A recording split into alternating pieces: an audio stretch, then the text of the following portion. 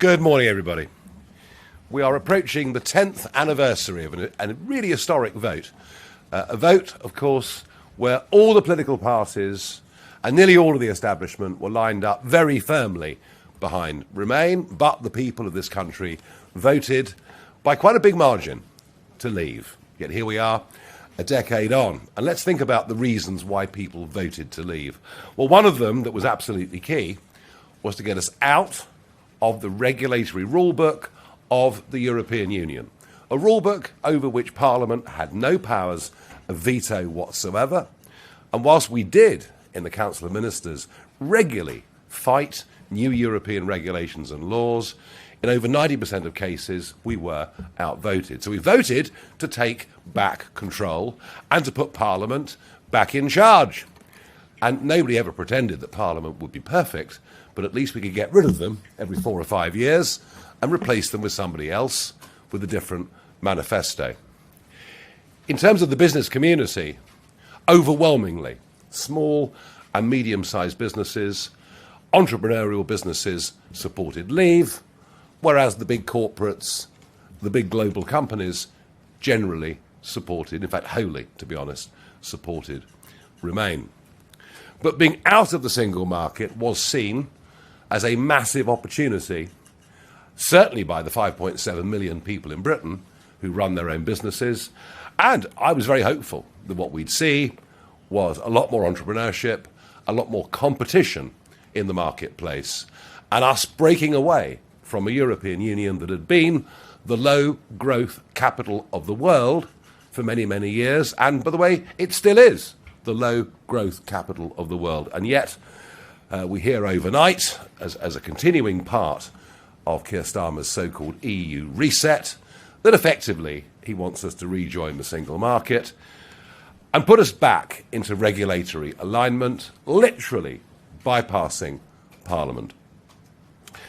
Sadly, going back to single market rules is much easier than it should be because the Conservatives did not deliver. And above all, Kemi Badenoch, when she was the minister in charge, had the opportunity to wipe away 5,000 EU regulations, but chose not to. I'm a Conservative, she said, not an arsonist. So for Starmer to go back to single market rules, to accept everything that's new, is very much easier because Brexit was not properly delivered in the way that those who voted for it wanted. But the same applies on an even bigger scale to the vexed issue of immigration and the population explosion this country has been undergoing since the turn of the century.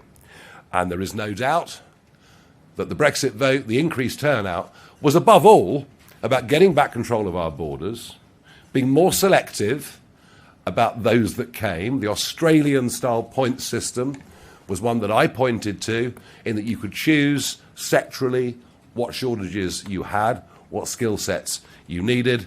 But it was also about radically reducing the numbers coming in to stop the population explosion.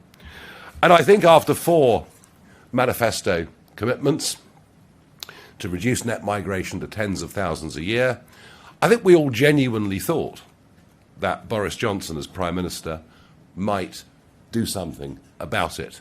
The truth is, he did the opposite with the BORISWAVE. Now, I think the arguments about the lack of integration in our cities, the arguments about the rapid, worrying growth of extreme Islamism are arguments that have been well rehearsed, and I think pretty much everybody accepts that's a problem. But for all these years, and I've been campaigning on the population growth since 2004, every time we've had this debate, I've been told, Nigel, don't worry your little head, because it's good for the economy. It's good for GDP, it's good for growth, it's good for the economy. And there's not really been a proper debate about the economic damage of not just low-skilled immigration into Britain, but actually, as Zia will show us in a moment's time, vast numbers of people coming into Britain who do not work and probably never, ever will work. This has come at a potentially massive future cost. Now, there is still time. There is still something we can do about this Boris wave.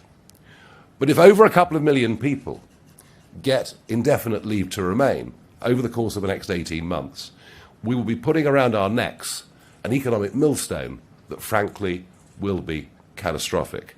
As I say, both of the big arguments of the day lead back to that Brexit vote of 10 years ago and point directly to a political class who never believed in it and never, frankly, wanted to implement it. And it has been quite remarkable over the course of the last 48 hours that we have a Conservative leader complaining about this, despite the fact she didn't get rid of all those EU regulations, claiming victory over the Chagos deal when it was that Conservative government that entered into 11 rounds of negotiations and opened the door. And even now, the Conservatives sounding strong on defence, when, of course, it's they that have hollowed out our defences, in particular the Royal Navy, to the current shameful level that we see. Of course, there are some that will say, but you've got Suella Braverman. You've got Robert Jenrick in your party. Yes, absolutely. And if you read what Suella has written on this, and you read what Robert has written on this, they tried from within to stop the disaster that really started properly in 2021, and that's why they resigned or were fired. I will hand over to Zia Yusuf now, who will speak to stop the Boris wave, because it can, to a large extent, still be stopped, and if we do it, it'll save every household in Britain over the coming decades up to £20,000 a year. Thank you, Zia.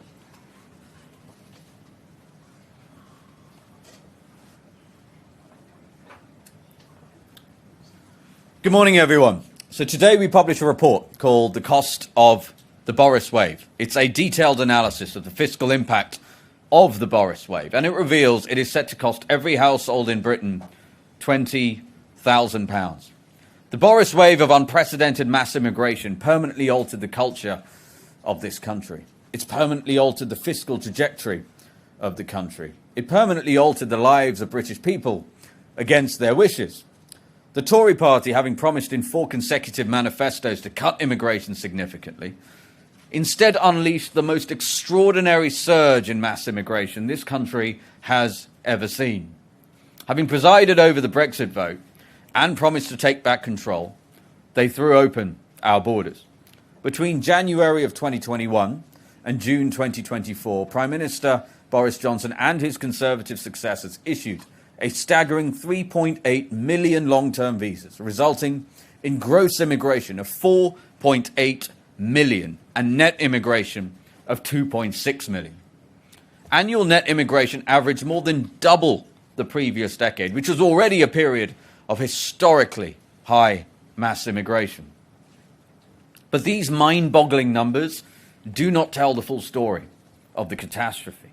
It was not just the size, but the composition of the Boris wave that was fundamentally different to previous cohorts of migrants. Economically, just 17%, 1/7, of the Boris wave migrants came to Britain as workers on work visas. Culturally, Britain went from immigration primarily from EU countries to vastly higher levels of immigration from primarily non-EU countries. Parts of the country changed beyond recognition in just a few years. And while Boris Johnson is no longer Prime Minister, his poisonous legacy is only just beginning to unfold. In fact, the Boris wave is a ticking fiscal bomb about to explode. According to the government's own figures, between 1.6 and 2.2 million Boris wave migrants are now becoming eligible to receive indefinite leave to remain and, shortly after, British citizenship. As the report demonstrates, the cost of the Boris wave gaining ILR and then citizenship in Britain will be £622 billion in real terms. That's 3 times the annual budget for the NHS, 10 times our annual defence budget. So our message is firstly to the current Prime Minister, Keir Starmer. Do not U-turn on your ILR reforms. Your Home Secretary, to her credit, is aware of this fiscal time bomb about to explode on the British people. That's why she announced retrospective changes to indefinite leave to remain to delay such grants to BORISWAVE migrants. Such a delay would give a future Reform government a chance to deal with this properly. But now, as we know, as has been widely reported, including by many in this room, Starmer is no longer really running his party nor the country. And Shabana Mahmood is isolated, outmaneuvered and outgunned by the Labour Parliamentary Party. In fact, I hear she's preparing to resign. Here's what we know for certain. If Starmer U-turns on the retrospective ILR reforms, by the time 2029 comes, over half the BORISWAVE migrants will already be citizens. Over half the £600 billion cost will already be baked in. Of all the Starmer U-turns, this would be the most historic and consequential. Our second message is that a Reform government, led by Nigel, will deal with this issue decisively.